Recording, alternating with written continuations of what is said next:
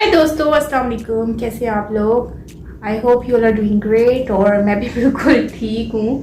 दोस्तों, आज हम वीडियो देखने जा रहे हैं कि सनातन धर्म को मतलब इतना 15,000 साल हो चुके हैं एंड 1400 ईयर्स जो हैं वो इस्लाम को हो गया है। चलते हैं, देखते हैं इस वीडियो को कि भाई इसमें क्या हमें जानने को मिलता है और क्या एक्सप्लेन किया जा रहा है। उसके ऊपर हम लोग सुनेंगे इनकी बातें और उस पर हम आगे से डिस्कशन भी करेंगे। ओरिजिनल वीडियो का लिंक आपको मिल जाएगा नीचे डिस्क्रिप्शन में, आवाज से देख सकते हो। अगर मेरे चैनल पर नहीं है तो सब्सक्राइब करना बिल्कुल मत भूलिएगा। बेल आइकन को ऑल नोटिफिकेशन पे प्रेस कर दे ताकि सारे वीडियोस आपको मिलते रहे। So let's start the video.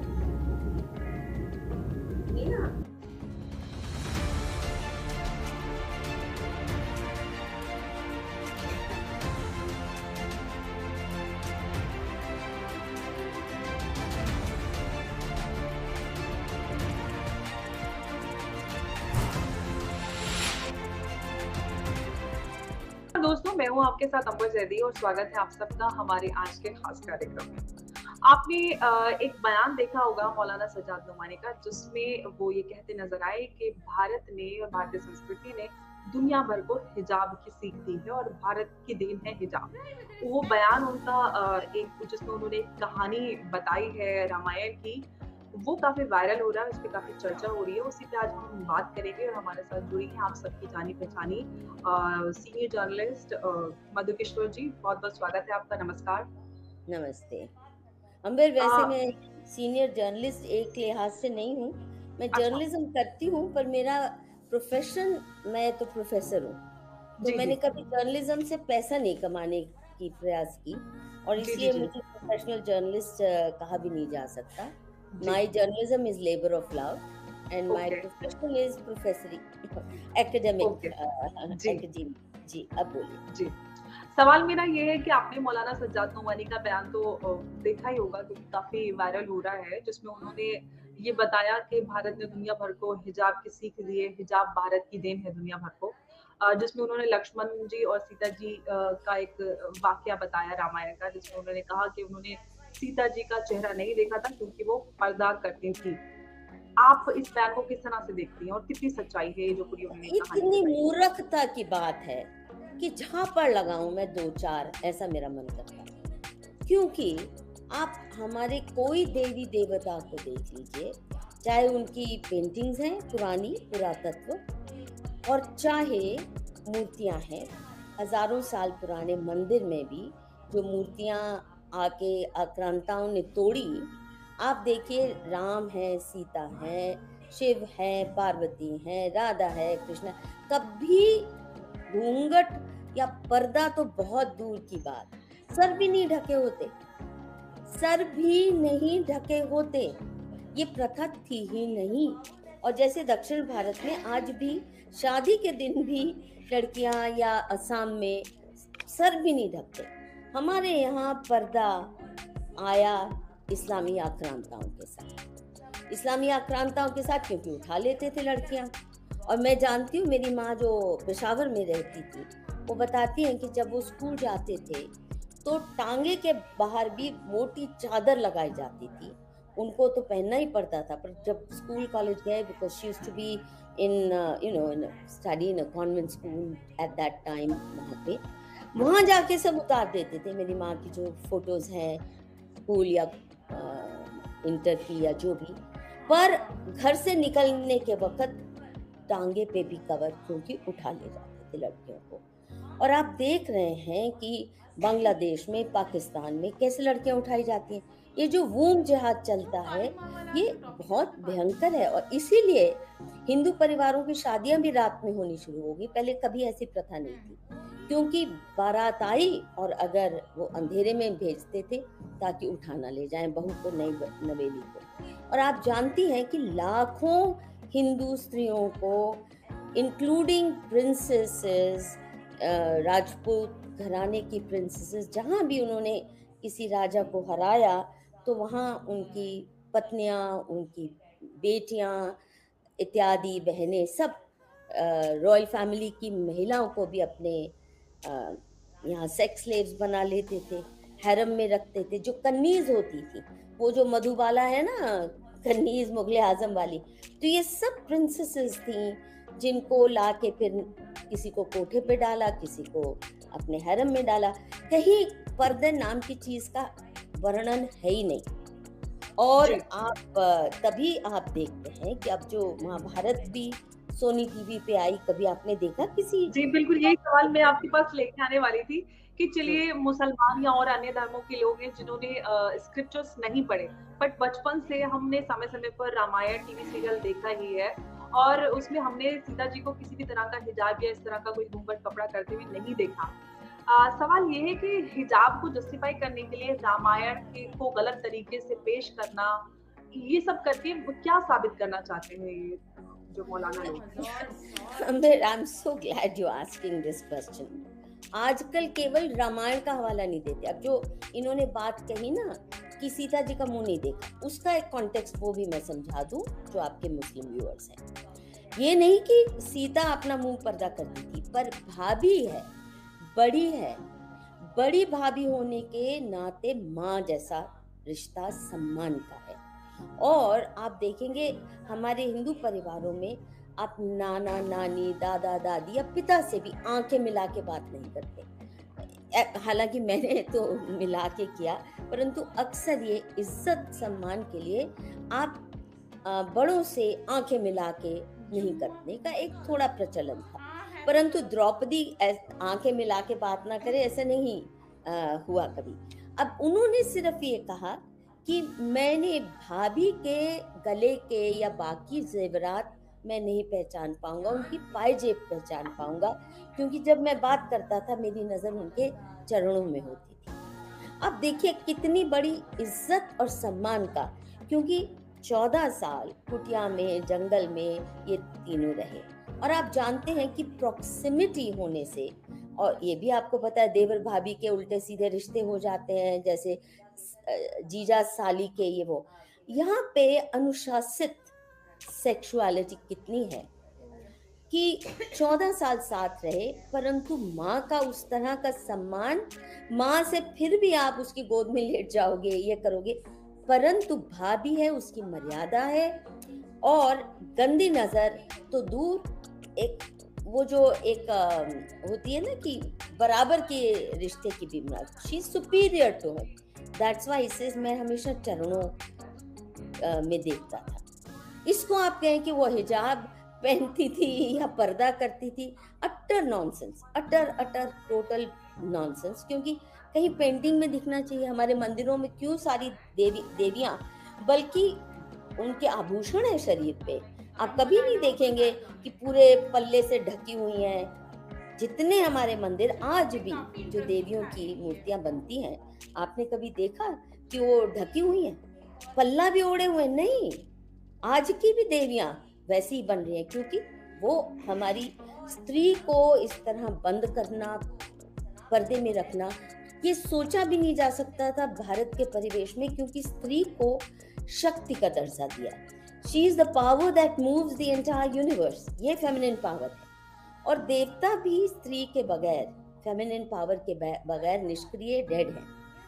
और इसीलिए आप देखेंगे कि जब शक्ति अकेला रूप, रौद्र रूप ले लेती है, मसलन दुर्गा, देवता भी कांपने लगते हैं, उसके पास आते हैं प्रोटेक्शन के लिए। And at many points you see देवताओं और असुरों का जब वॉर होता है and they are unable to combat successfully, that's when they come to the देवी।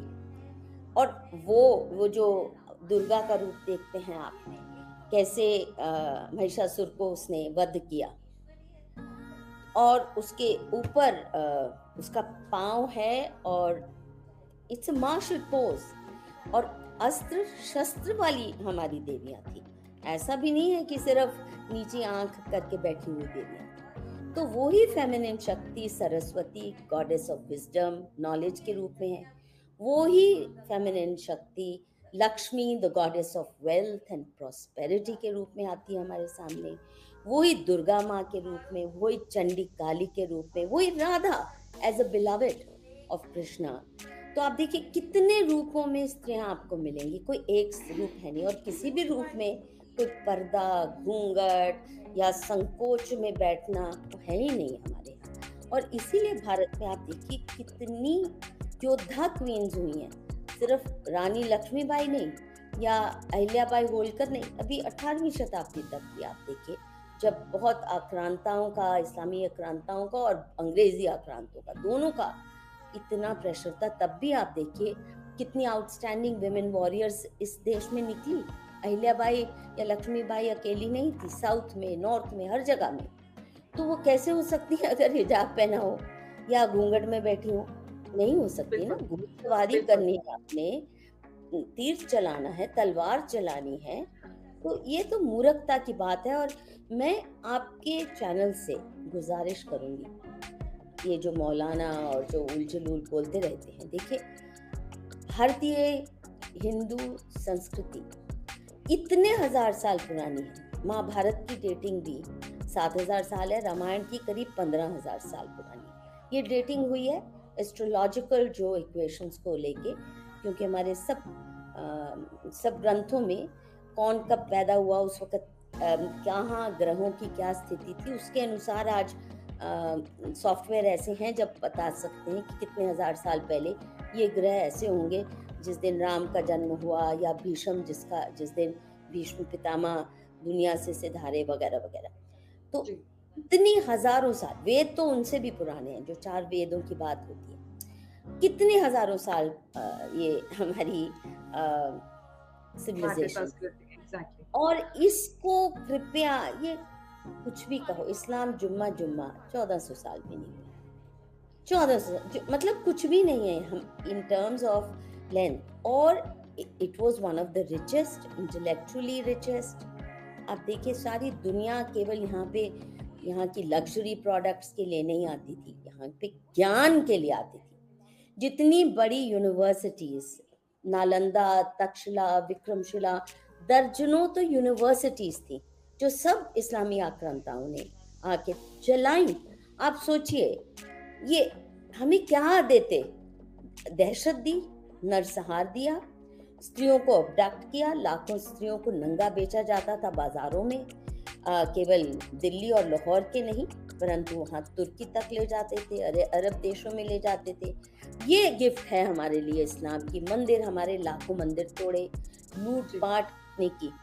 तो इस संस्कृति को अब आप वेदों के एक्सपर्ट बन के भी, हाँ एक बड़ी मजेदार बात अंबर बता, आजकल ये टॉपिक बहुत जबरदस्त लेकर आए हैं जिसके ऊपर इन्होंने डिस्कशन की है। मतलब कि आप ये कह सकते हैं कि सनातन धर्म मतलब 15 जो है वो 1000 years ओल्ड है, if I am not wrong, जिस तरह से प्रवीण मोहन जी ने एक्सप्लेन किया है सनातन धर्म को और इस्लाम को। तो बेसिकली इन्होंने यहाँ पर डिफरेंस हमें बताया है कि यहाँ पर बहुत ज़्यादा डिफरेंस है बिटवीन इस्लाम एंड सनातन धर्म। लाइक सनातन धर्म में आप जो है वो जो आप अपने पल्लू वगैरह से जो सर पे दुपट्टा लाइक इस टाइप का जो होता है घूंघट करना, वो नहीं कर, मतलब शुरू से ही नहीं है। और जो है वो रिस्पेक्ट जो है वो मिलती है। लाइक जिस तरह से लक्ष्मण जी का जो है वो उन्होंने एक्सप्लेन किया कि वो किस तरह से उन्होंने उनको प्रोटेक्ट किया, जो है वो राम जी की पत्नी जो है उनको। और फिर उसके बाद जो है वो बताया कि जो दुर्गा माँ है वो किस तरह से काली माँ का रूप धारती हैं और वो बुराई का सर्वनाश करती हैं, मतलब इतनी स्ट्रॉन्ग हैं। और मतलब कि एक वुमेन एम्पावरमेंट का बताया गया है कि वुमेन काफ़ी स्ट्रॉन्ग है और सनातन धर्म में। और वहीं पर ही इस्लाम के अकॉर्डिंगली जहाँ पर आपको हिजाब करना है, आपको दुपट्टा रखना है और ये सारी चीज़ों के बारे में बताया कि इस्लाम में ये सब कुछ है। और जबकि ये लोग कहते हैं कि आप इस्लाम की तरफ आ जाएं, कन्वर्ट हो जाएं, या फिर हम लोग जो हैं आपको प्रोटेक्ट करने आए हैं, तो कहने का मतलब ये है कि ये बताने की कोशिश कर रही थी और मतलब एक्सप्लेन कर रही हैं कि इस्लाम 1400 years पहले आया था, जबकि हिंदुज़म पहले से है। और ये बात सच है कि हिंदुज़म पहले से है, लेकिन सुनने में ये भी आता है कि इस्लाम जो है वो भी पहले से ही था, लेकिन जो है वो इसका जो कॉन्सेप्ट है या फिर वो जो सारी चीजें हैं वो बाद में आना स्टार्ट हुई थी। तो इस तरह का मतलब ये सुनने में आता है। बाकी ये मौलाना जी सही से बता सकते हैं, क्योंकि जितने मुंह होते उतनी बातें होती हैं, तो कुछ कंफर्म नहीं सही से बता पाते। बट ये है कि अगर हम देखें तो ये बात सच है कि इंसान जो है ना उसको हमेशा जो है वो अपने हर किसी को अपने अंदर अपने आप को चेंज लाने की ज़रूरत है, बजाय इसके कि हम दूसरों पर इम्प्लीमेंट करें कि भाई आपका जो है अपने ड्रेसिंग चेंज करो, फुली कवर्ड रहो। मतलब कवर तो रहना चाहिए, लेकिन सबको फिर अपनी नज़रों को भी कवर करना चाहिए, ताकि जो है वो मिस्टेक मेल्स भी ना करें। ऐसा नहीं कि मेल्स को पूरी छूट मिली हुई है, फीमेल्स जस्ट अपने आप को कवर करें, तो ऐसा नहीं है।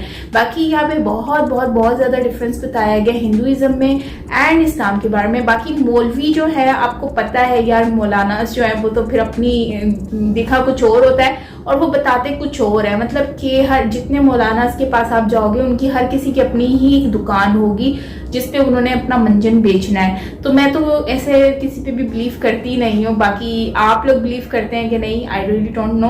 तो बाकी आप अपना ओपिनियन जरूर शेयर करें मुझसे कमेंट सेक्शन में। बहुत ज़्यादा इन्फॉर्मेटिव वीडियो थी, बहुत ही अच्छे से। तो मुझे तो काफ़ी अच्छा लगा जिस तरह से इन्होंने एक्सप्लेन किया रिगार्डिंग सनातन धर्म एंड इस्लाम के बारे में। ऑल्सो जो है वो मैंने ये भी देखा था कि जिस तरह से लक्ष्मण जो हैं, लक्ष्मण जी ने जब रावण से बचाया था और सेव करने की अपनी भाभी को जो है वो उन्होंने काफ़ी सेव करने की कोशिश की थी। और जब वनवास काटने गए थे राम जी, और उस टाइम पर लक्ष्मण भी अपने भाई के साथ थे और उस सीता माँ के साथ भी उन्होंने काफ़ी ज़्यादा उनकी प्रोटेक्शन की थी। तो मतलब इससे पता चलता है कि हिंदुइज्म में रिलेशनशिप्स को बहुत ज़्यादा एक वैल्यू दी जाती है, एक बहुत ज़्यादा रिस्पेक्ट दी जाती है, जो कि आज की अगर हम सोसाइटी और आज के माशरे के अकॉर्डिंगली हम देखें तो ये सारी चीज़ें हमें कहीं ना कहीं पर लैक करती हुई नज़र आती हैं। लेकिन मैं ये समझती हूँ कि ये सारी चीज़ें सही हो सकती हैं अगर हम लोग खुद सही करना चाहें। बाकी मैं समझती हूँ कि कोई भी धर्म, कोई भी मज़हब जो है वो आपको बुरा नहीं बताता, वो आपको कभी भी गलत चीज़ नहीं सिखाता। ये हम लोग खुद ही इतनी सारी चीज़ों को जो है ना मर्ज कर लेते हैं। वो कहते हैं ना जितनी मुंह होते हैं उतनी बातें होती हैं, और रूमर्स के बारे में आपको पता है कि बातें गोल गोल घूमती रहती हैं। तो जब जितनी वो बात जितने लोगों से पास होकर जाती है ना, तो वो बात के मीनिंग्स चेंज होते जाते हैं। तो मैं ये समझती हूँ कि पॉजिटिव चीज़ों को मतलब कि अपने अंदर लेकर आना चाहिए। बाकी अगर हम वैसे देख लें तो इन्होंने औरंगजेब और ये जो हिस्ट्री से रिलेटेड भी काफ़ी चीज़ों को हाईलाइट करने की कोशिश की है, जिसमें वो मूर्तियां वगैरह भी तोड़ी गई। फिर इन्होंने कहा कि फीमेल्स को सेल भी करते थे, तुर्की तक सेल किया। तो ये और मतलब कि इन्होंने काफ़ी वर्ड्स ऐसे भी यूज़ किए जिसमें मतलब कि फीमेल्स के अकॉर्डिंगली। तो मैं ये समझती हूँ कि वो जो लोग थे ना, वो बेसिकली अगर हम देखें तो नॉर्मली ये चीज़ें इस्लाम में नहीं है कि अगर आप कहें कि आपको ये फीमेल को सेल करना है, क्योंकि फीमेल को एक बहुत ज़्यादा रिस्पेक्ट दी गई है, एक बहुत ज़्यादा मतलब कि आज़ादी भी दी गई है। ऐसा नहीं है कि आपको आज़ादी नहीं है, आप अगर आपको मन चाहे इंसान पसंद है तो आप उससे शादी नहीं कर सकते, ऐसा बिल्कुल नहीं है। इस्लाम में आपको इजाज़त है। बट मसला ये है कि हमारे आज का जो सोसाइटी है उन्होंने इस कॉन्सेप्ट को बिल्कुल चेंज कर दिया है। सेम वैसे ही फीमेल्स को जो है वो उनके राइट से, उनके एजुकेशन से दूर कर दिया है। जबकि अगर हम देखें तो ये नहीं है, ऐसा नहीं है कि नहीं पढ़ना चाहिए या बहुत ज़्यादा पाबंदी है, तो ऐसा बिल्कुल नहीं है। लेकिन क्या कर सकते हैं, फिर जितने मुंह होते हैं उतनी बातें होती हैं। बाकी उसी लिहाज से अगर हम सनातन धर्म के बारे में बात करें तो सनातन धर्म में भी काफ़ी पॉजिटिव चीज़ें हैं। अगर हम पॉजिटिव चीज़ों को देखें तो हमें अपनी लाइफ को चेंज करने का काफ़ी कुछ मिल सकता है। इससे हम काफ़ी पॉजिटिव वाइब्स हमें मिल सकती हैं, काफ़ी पॉजिटिविटी हम अपनी लाइफ में लेकर आ सकते हैं। और जो है रिस्पेक्ट करना सिखाता है सनातन धर्म। एंड ऑल्सो जो है वो शुरू से ही जो है वो मैंने कभी नहीं देखा कि मतलब कि मैंने पूरी दुनिया में यही देखा है कि लोग बहुत ज़्यादा पीसफुल तरीके से रहते हैं, बहुत ही रिस्पेक्ट करते हैं और जो है वो हमेशा एक दूसरे की हेल्प करने की कोशिश करते हैं। मैंने मतलब बहुत ही पीसफुल तरीके से इनको पाया है, सनातनी लोगों को, जो कि मुझे ये चीज़ इनकी बहुत ज़्यादा पसंद है। तो बाकी अगर हम देख लें तो ऐसा ही होना चाहिए, ऐसे ही सबको रहना चाहिए। बाकी नो डाउट प्रवीण मोहन जी ने बहुत अच्छे से एक्सप्लेन किया, बहुत ज़बरदस्त ये टॉपिक था जिस पे डिस्कशन की गई है, तो मुझे तो बहुत अच्छा लगा। बाकी आपको कैसा लगा कमेंट में बताएं, और इसके बारे में अगर मेरी कोई बातें आपको बुरी लगी हो तो वो भी आप मुझसे शेयर कर सकते हैं नीचे कमेंट सेक्शन में, और अगर अच्छी लगी हो तो भी शेयर कर सकते हैं कमेंट सेक्शन में। और इसके अलावा अगर आपके पास कोई वीडियो सजेशंस में हो तो लिंक शेयर कर दें कमेंट सेक्शन में, उस पर हम रिएक्शन जरूर करेंगे। सो मिलते हैं नेक्स्ट वीडियो के साथ, टिल देन टेक केयर।